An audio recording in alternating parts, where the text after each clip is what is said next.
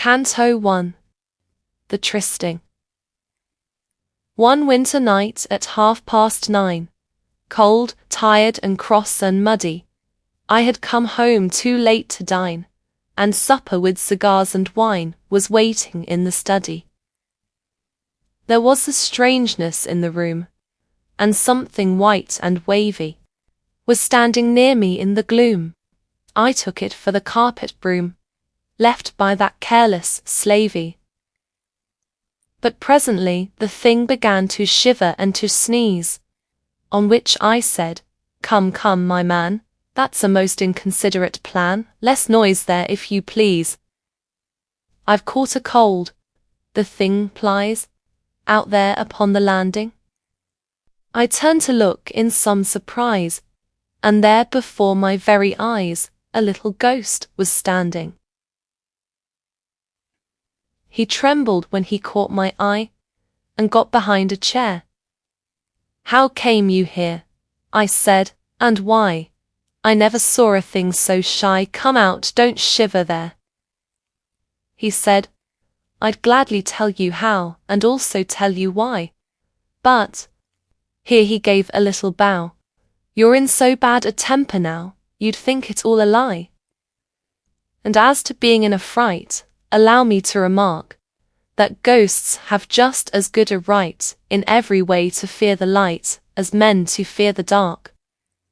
No plea," said I, "can well excuse such cowardice and view, for ghosts can visit when they choose, whereas we humans can't refuse to grant the interview." He said, "A flutter of alarm is not unnatural, is it? I really feared you meant some harm. But now I see that you are calm, let me explain my visit. Houses are classed, I begged to state, according to the number of ghosts that they accommodate. The tenant merely counts as weight, with coals and other lumber. This is a one-ghost house, and you, when you arrived last summer, may have remarked a spectre who was doing all that ghosts can do to welcome the newcomer. In villas this is always done, however cheaply rented, for though of course there's less of fun when there is only room for one, ghosts have to be contented. That spectre left you on the 3rd. Since then you've not been haunted, for as he never sent us word, 'twas quite by accident we heard that anyone was wanted. A spectre has first choice, by right, in filling up a vacancy, then phantom, goblin, elf and sprite. If all these fail them they invite the nicest girl that they can see. The spectres said the place was low and that you kept bad wine, so as a phantom had to go, and I was first of course you know, I couldn't well decline." "No doubt," said I, "they settled on who was fittest to be sent, yet still to choose a brat like you to haunt a man of 42 was no great compliment." "I'm not so young, sir," he replied, "as you might think. The fact is, in caverns by the waterside, and other places that I've tried, I've had a lot of practice. But I've never taken yet a strict domestic part, and in my flurry I forget the 5 good rules of etiquette we have to know by heart." My sympathies were warming fast towards the little fellow. He was so utterly aghast at having found a man at last, and looked so scared and yellow. "At least," I said, "I'm glad to find a ghost is not a dumb thing. But pray sit down, you'll feel inclined, if like myself you have not dined, to take a snack of something. Though certainly you don't appear a thing to offer food to. And then I shall be glad to hear, if you will say them loud and clear, the rules that you allude to." "Thanks, you shall hear them by and by. This is a piece of luck." "What may I offer you?" said I. "Well, since you are so kind, I'll try a little bit of duck.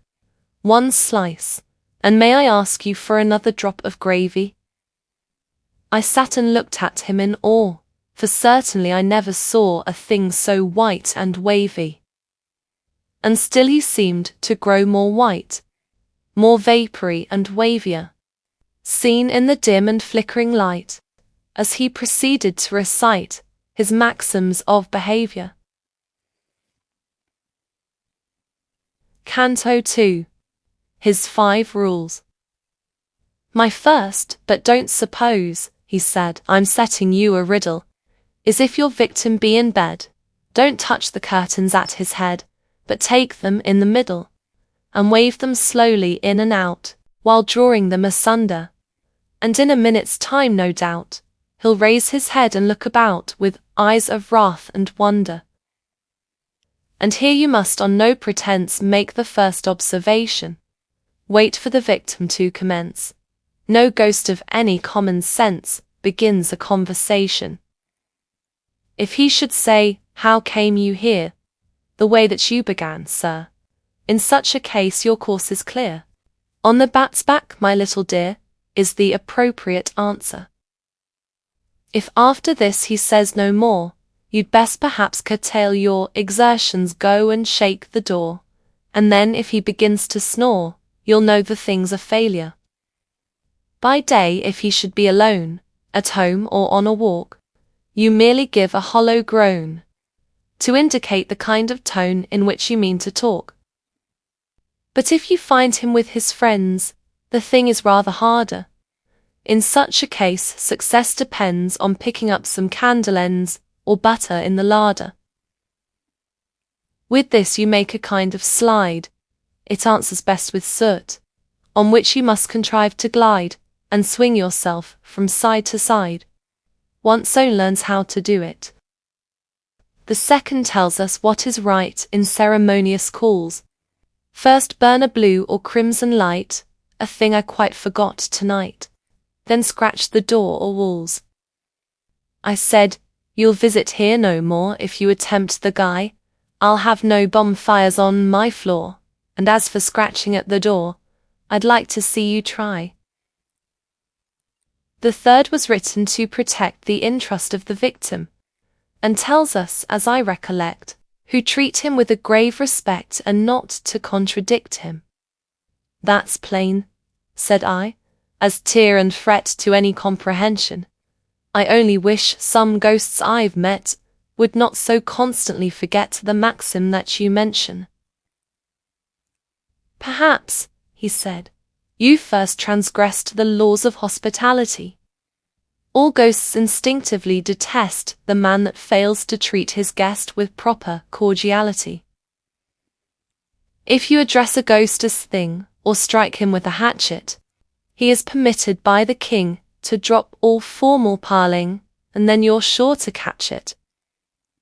The fourth prohibits trespassing where other ghosts are quartered, and those convicted of the thing, unless when pardoned by the king, must instantly be slaughtered. That simply means be cut up small. Ghosts soon unite anew. The process scarcely hurts at all. Not more than when you're what you call cut up by a review. The fifth is one you may prefer that I should quote entire. The king must be addressed as Sir. This from a simple courtier is all the laws require. But should you wish to do the thing with out-and-out politeness, accost him as my goblin king, and always use in answering the phrase your royal whiteness. I'm getting rather hoarse, I fear, after so much reciting. So if you don't object, my dear, we'll try a glass of bitter beer. I think it looks inviting. Canto 3. Scaramouche. And did you really walk, said I, on such a wretched night? I always fancied ghosts could fly, if not exactly in the sky, yet at a fairish height. It's very well, said he, for kings to soar above the earth, but phantoms often find that wings, like many other pleasant things, cost more than they are worth. Spectres of course are rich and so can buy them from the elves, but we prefer to keep below. They're stupid company, you know, for any but themselves. For though they claim to be exempt from pride, they treat a phantom as something quite beneath contempt, just as no turkey ever dreamt of noticing a bantam. They seem too proud, said I, to go to houses such as mine. Pray, how did they contrive to know so quickly that the place was low, and that I kept bad wine? Inspector Carroll came to you, the little ghost began. Here I broke in. Inspector who? Inspecting ghosts is something new, explain yourself, my man. His name is Kobold, said my guest, one of the spectre older. You'll very often see him dressed in a yellow gown, a crimson vest, and a nightcap with a boulder. He tried the Brocken business first, but caught a sort of chill, so came to England to be nursed, and here it took the form of thirst, which he complains of still. Port wine, he says, when rich and sound, warms his old bones like nectar, and as the inns where it is found are his especial hunting ground, we call him the inspector. I bore it like a man, this agonizing witticism, and nothing could be sweeter than my temper till the ghost began some most provoking criticism. Cooks need not be indulged in waste, yet still you'd better teach them.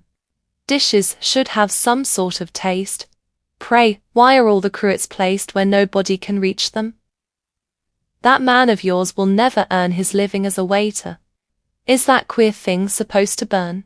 It's far too dismal a concern to call a moderator. The duck was tender, but the peas were very much too old. And just remember, if you please, the next time you have toasted cheese, don't let them send it cold. You'll find the bread improves, I think, by getting better flour. And have you anything to drink that looks a little less like ink, and isn't quite so sour? Then peering round with curious eyes, he muttered, goodness gracious, and so went on to criticize. Your room's an convenient size, it's neither snug nor spacious. That narrow window, I expect, serves but to let the dusk in. But please, said I, to recollect, 'twas fashioned by an architect who pinned his faith on Ruskin. I don't care who he was, sir, or on whom he pinned his faith. Constructed by whatever law, so poor a job I never saw, as I'm a living wraith. What a remarkable cigar! How much are they a dozen? I growled, no matter what they are, you're getting as familiar as if you were my cousin. Now that's a thing I will not stand, and so I tell you flat. Aha, said he, we're getting grand. Taking a bottle in his hand, I'll soon arrange for that. And here he took a careful aim, and gaily cried, here goes. I tried to dodge it as it came, but somehow caught it all the same, exactly on my nose. And I remembered nothing more that I can clearly fix, till I was sitting on the floor, repeating, 2 and 5 are 4, but 5 and 2 are 6. What really passed I never learned, nor guessed, I only know, that when at last my sense returned, the lamp, neglected, dimly burned, the fire was getting low. Through driving mists I seemed to see a thing that smirked and smiled, and found that he was giving me a lesson in biography, as if I were a child. Canto 4. His Nurture. Oh, when I was a little ghost, a merry time had we. Each seated on his favourite post, we chunked and chawed the buttered toast they gave us for our tea. That story is in print, I cried. Don't say it's not, because it's known as well as Bradshaw's Guide. The ghost uneasily replied he hardly thought it was. It's not in nursery rhymes, and yet I almost think it is. 3 little ghostesses were set on postesses, you know, and ate their buttered toastesses. I have the book, so if you doubt it. I turned to search the shelf. Don't stir, he cried. We'll do without it. I now remember all about it. I wrote the thing myself. It came out in a monthly, or at least my agent said it did. Some literary swell who saw it thought it seemed adapted for the magazine he edited. My father was a brownie, sir. My mother was a fairy. The notion had occurred to her, the children would be happier if they were taught to vary. The notion soon became a craze, and when it once began, she brought us all out in different ways. One was a pixie, two were fays, another was a banshee. The fetch and kelpie went to school, and gave a lot of trouble. Next came a poltergeist in gull, and then two trolls, which broke the rule, a goblin and a double. If that's a snuff box on the shelf, he added with a yawn, I'll take a pinch. Next came an elf, and then a phantom, that's myself, and last a leprechaun. One day some spectres chanced to call, dressed in the usual white. I stood and watched them in the hall, and couldn't make them out at all, they seemed so strange a sight. I wondered what on earth they were, that looked all head and sack. But mother told me not to stare, and then she twitched me by the hair and punched me in the back. Since then I've often wished that I'd been a spectre born. But what's the use? He heaved a sigh. They are the ghost nobility, and look on us with scorn. My phantom life was soon begun, when I was barely 6. I went out with an older one, and just at first I thought it fun, and learned a lot of tricks. I've haunted dungeons, castles, towers, wherever I was sent. I've often sat and howled for hours, drenched to the skin with driving showers upon a battlement. It's quite old-fashioned now to groan when you begin to speak. This is the newest thing in tone. And here it chilled me to the bone. He gave an awful squeak. Perhaps, he added, to your ear that sounds an easy thing. Try it yourself, my little dear. It took me something like a year with constant practicing. And when you've learned to squeak, my man, and caught the double sob, you're pretty much where you began. Just try and gibber if you can, that's something like a job. I've tried it and can only say I'm sure you couldn't do it, even if you practice night and day, unless you have a turn that way and natural ingenuity. Shakespeare, I think it is, who treats of ghosts in days of old, who gibbered in the Roman streets, dressed if you recollect in sheets. I must have found it cold. I've often spent £10 on stuff in dressing as a double, but though it answers as a puff, it never has effect enough to make it worth the trouble. Long bills soon quenched the little thirst I had for being funny. The setting up is always worst. Such heaps of things you want at first. One must be made of money. For instance, take a haunted tower, with skull, crossbones and sheet. Blue lights to burn, say 2 an hour. Condensing lens of extra power, and set of chains complete. What with the things you have to hire, the fitting on the robe, and testing all the colored fire, the outfit of itself would tire the patience of a Job. And then they're so fastidious, the haunted house committee. I've often known them make a fuss because a ghost was French or Russ, or even from the city. Some dialects are objected to. For one, the Irish brogue is, and then for all you have to do, £1 a week they offer you, and find yourself in bogies. Canto 5. Bickerment. Don't they consult the victims, though? I said. They should, by rights, give them a chance, because you know, the tastes of people differ so, especially in sprites. The phantom shook his head and smiled. Consult them? Not a bit. It could be a job to drive one wild, to satisfy one single child, there'd be no ends to it. Of course you can't leave children free, said I, to pick and choose. But in the case of men like me, I think mine host might fairly be allowed to state his views. He said, it really wouldn't pay. Folks are so full of fancies. We visit for a single day, and whether then we go or stay depends on circumstances. And though we don't consult mine host before the thing's arranged, still if he often quits his post, or is not a well-mannered ghost, then you can have him changed. But if the host's a man like you, I mean a man of sense, and if the house is not too new, why what has that, said I, to do with ghosts' convenience? A new house does not suit, you know. It's such a job to trim it. But after 20 years or so the wainscotings begin to go, so 20 is the limit.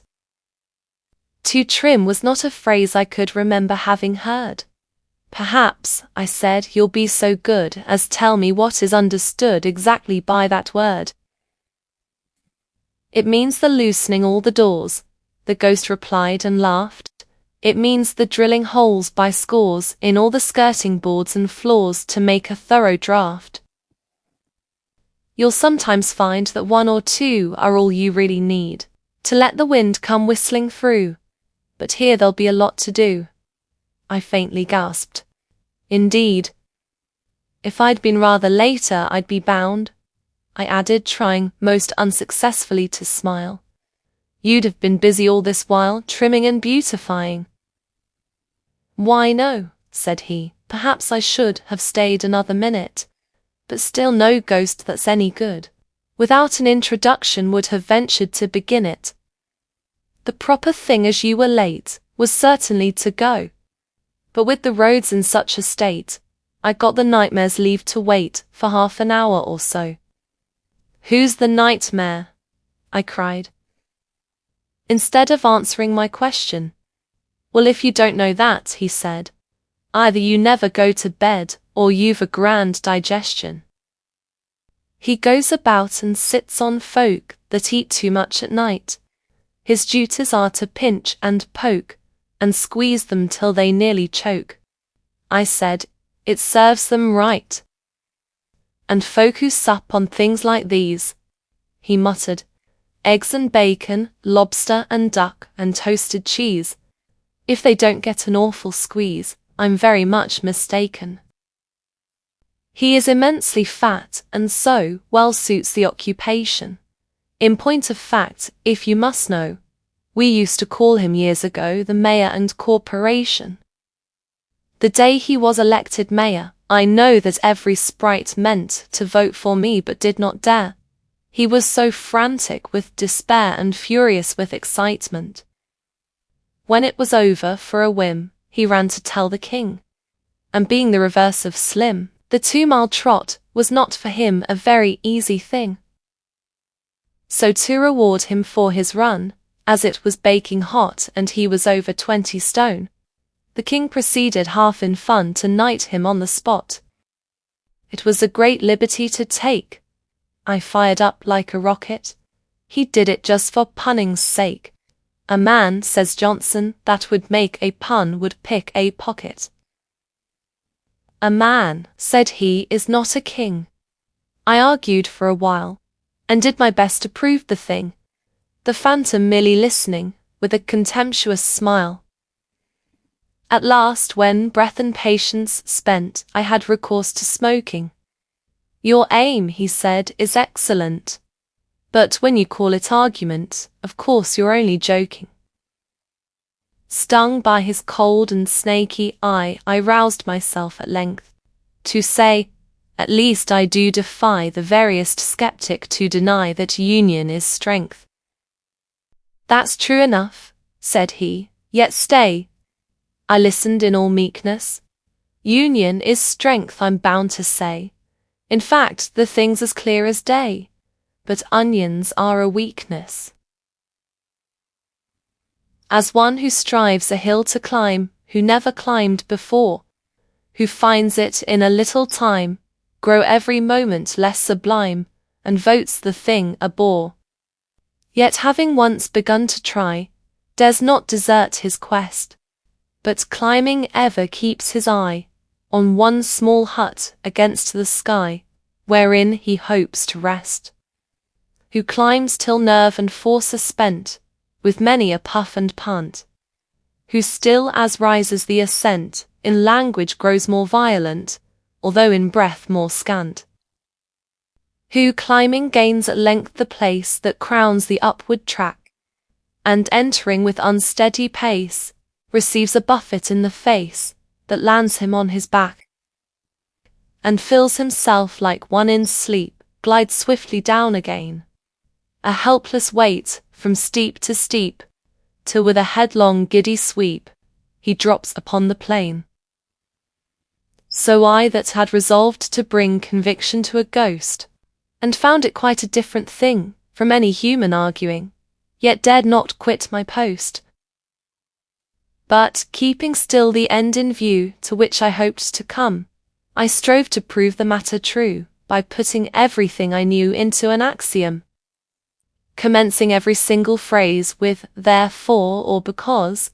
I blindly reeled 100 ways, about the syllogistic maze, unconscious where I was. Quoth he, "That's regular claptrap, don't bluster any more.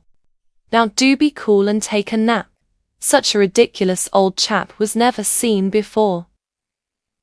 You're like a man I used to meet, who got one day so furious, in arguing the simple heat, scorched both his slippers off his feet." I said, "That's very curious." "Well, it is curious, I agree, and sounds perhaps like fibs. But still it's true as true can be, as sure as your name's Tibbs," said he. I said, "My name's not Tibbs." "Not Tibbs?" he cried. His tone became a shade or two less hearty. "Why no," said I, "my proper name is Tibbets." "Tibbets? Ah, the same. Why then you're not the party." With that he struck the board a blow that shivered half the glasses. "Why couldn't you have told me so 3/4 of an hour ago, you prince of all the asses? To walk 4 miles through mud and rain, to spend the night in smoking, and then to find that it's in vain, and I've to do it all again. It's really too provoking." "Don't talk," he cried as I began to matter some excuse.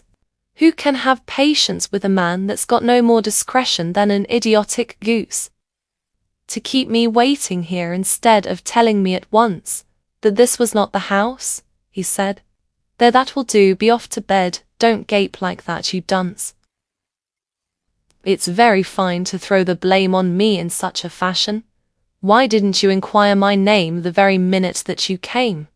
I answered in a passion. "Of course it worries you a bit to come so far on foot, but how was I to blame for it?" "Well, well," said he, "I must admit that isn't badly put. And certainly you've given me the best of wine and victual. Excuse my violence," said he, "but accidents like this, you see, they put one out a little. Aren't my fault after all, I find. Shake hands, old turnip top." The name was hardly to my mind, but as no doubt he meant it kind, I let the matter drop. "Good night, old turnip top, good night. When I am gone, perhaps, they'll send you some inferior sprite, who'll keep you in a constant fright, and spoil your soundest snaps. Tell him you'll stand no sort of trick, then if he leers and chuckles, you just be handy with a stick. Mind that it's pretty hard and thick, and rap him on the knuckles. Then carelessly remark, 'Old coon, perhaps you're not aware that if you don't behave you'll soon be chuckling to another tune, and so you'd best take care.' That's the right way to cure a sprite of such like goings-on. But gracious me, it's getting light. Good night, old turnip top, good night." A nod, and he was gone. Canto 7. Sad Sovenant. What's this? I pondered. Have I slept? Or can I have been drinking? But But soon a gentler feeling crept upon me, and I sat and wept an hour or so like winking. No need for Bones to hurry so, I sobbed. In fact I doubt if it was worth his while to go. And who is Tibbs, I'd like to know, to make such work about? If Tibbs is anything like me, it's possible, I said, he won't be over-pleased to be dropped in upon at 3:30, after he's snug in bed. And if Bones plagues him anyhow, squeaking and all the rest of it, as he was doing here just now, I prophesy there'll be a row, and Tibbs will have the best of it. Then, as my tears could never bring the friendly phantom back, it seemed to me the proper thing to mix another glass and sing the following coronach. And art thou gone, beloved ghost, best of familiars? Nay then, farewell my duckling roast, farewell, farewell my tea and toast, my meerschaum and cigars. The hues of life are dull and grey, the sweets of life insipid, when thou, my charmer, art away, old brick, or rather let me say, old parallelepiped. Instead of singing verse the third, I ceased, abruptly rather. But after such a splendid word, I felt that it would be absurd to try it any farther. So with a yawn I went my way to seek the welcome downy, and slept and dreamed till break of day, of poltergeist and fetch and fay and leprechaun and brownie. For years I've not been visited by any kind of sprite, yet still they echo in my head, those parting words, so kindly said. Old turnip top, good night.